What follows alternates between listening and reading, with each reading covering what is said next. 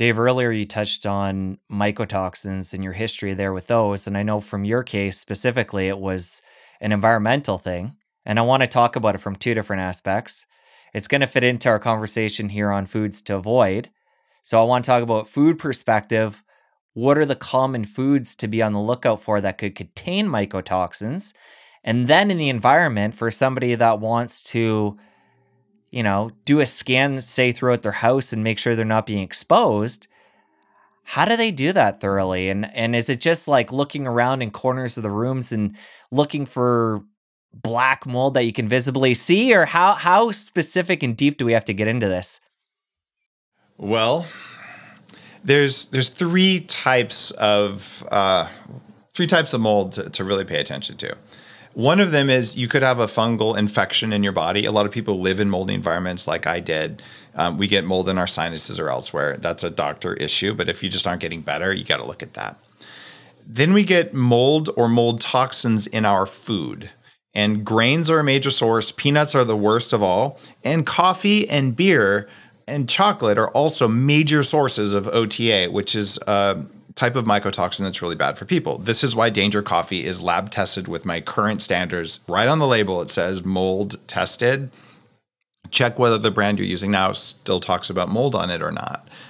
And what you're going to find is that if coffee makes you feel jittery and shaky, but not always, it's because the coffee has mold in it. The US has no laws that specify how much mold is allowed. So when Japan, China, and Europe reject coffee as too moldy, they send it here, we drink it, and then we get shaky, jittery, angry, and want sugar in it. And so I would like to see better regulations in the US on coffee. In the meantime, I'll drink my Danger Coffee, thanks. But that leaves out the environmental toxins, which are worse than food toxins for humans. And the reason is that you absorb it through your skin and through your lungs. Those are very effective delivery mechanisms for these tiny little mold toxins called mycotoxins. Penicillin is an example. A tiny little pill completely changes everything. That's how powerful they are. But the mold itself is also an irritant and an allergy causer. So if your house was in a hurricane and had a roof leak, if there was a water intrusion from a leaking dishwasher, which happened in a house that I lived in Palo Alto once, you're not going to see it necessarily, but it can have profound effects on your family in different ways. As a gift, you can go to moldymovie.com. There's a 1-hour documentary. I spent months making it. It's completely free, moldymovie.com. I interview a dozen doctors and a dozen people like you and me who just got taken out by mold in a house. And when I say taken out, brain fog, physical symptoms, things that don't make any sense whatsoever, just trying to figure out what it is. It's that big of a deal. What you can do in your house is if you know there's a history of water, you want to get a proper mold inspection.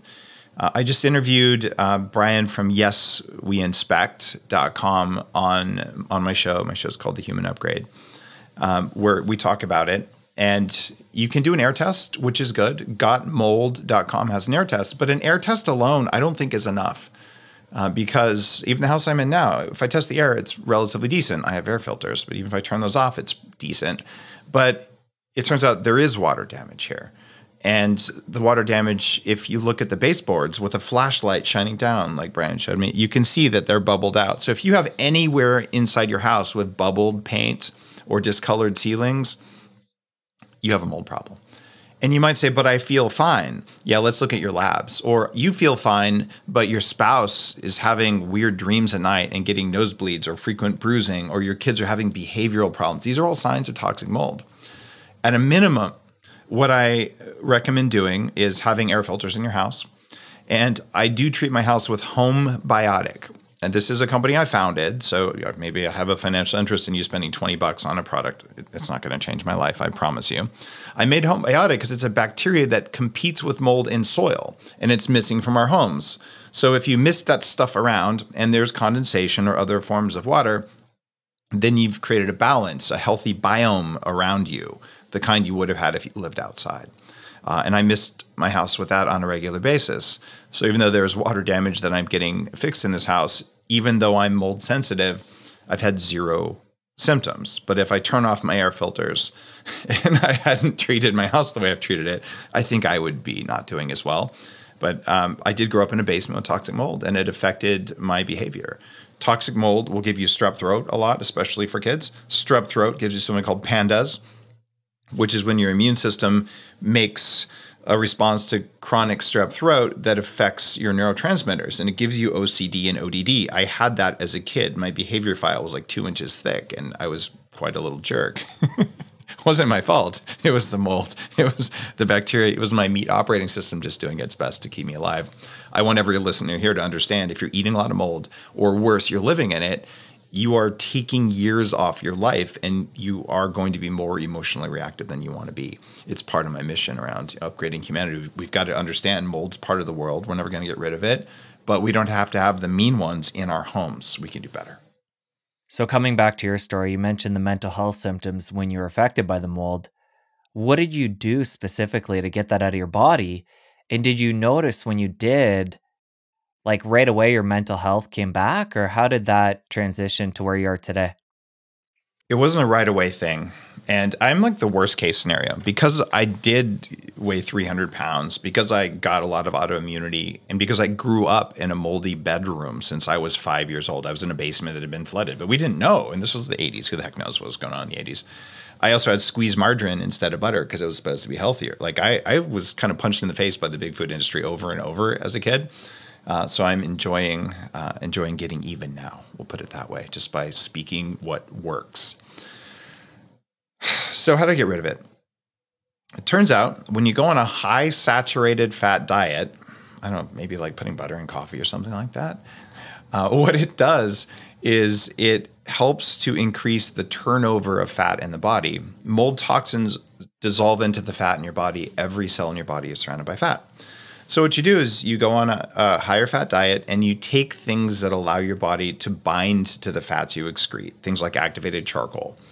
And a binding protocol like that over time, it's sort of like flushing water. Like imagine you have a beaker and you put 3 drops of blue food coloring and all the water in it. You can pour more water in there, it'll dilute it. And if you keep pouring water in until some overflows, eventually you've washed away all the toxins.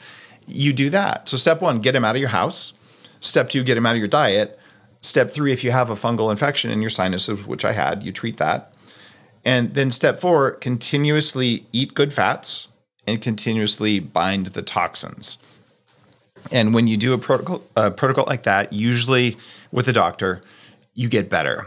And if you follow me on social media, I'm dave.asprey on Instagram, or if you subscribe to my newsletter, I talk about these 3 detox pathways. I believe they're also in Smarter, Not Harder, which is the newest book. In order, this is what you do for all environmental toxins. I don't care if you have mold. If you do these things, you will live longer and feel better and have less emotional reactivity because you're less stressed physiologically. It's 3 Gs. It's glutathione, it's glucarate, calcium D-glucarate, and it's glycine or collagen, because glycine is the most common amino acid in collagen. Those 3 things in order get rid of most mold toxins and most environmental toxins. Glutathione is the biggest detox pathway in the liver. It's also an antioxidant in your cells. Glucuronidation gets rid of PCBs. It gets rid of excess estrogen and a lot of the other endocrine disruptors. And then glycine gets rid of some of the other toxins, especially in mold. So if you just upregulate those 3 things, you can have more toxins than Mother Nature wants you to have, and you'll still be fine. If you enjoyed that clip, press here for the full episode. I'll see you over there. Chicken's just bad from an ethical perspective, from the way it's raised, and from a health perspective. If you do these things, you will live longer and feel better and have less emotional reactivity because you're less stressed physiologically. And you need this.